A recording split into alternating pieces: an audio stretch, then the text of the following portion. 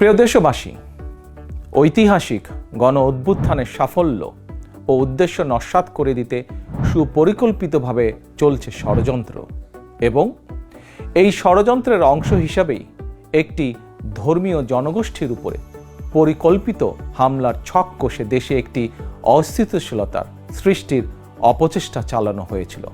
তবে হাসিনা পতন আন্দোলনের পক্ষের শক্তি এবং অন্তর্বর্তী সরকারের সময়োচিত পদক্ষেপের কারণে বিতাড়িত অপশক্তির পরিস্থিতির অবনতি ঘটাতে ব্যর্থ হয়েছে।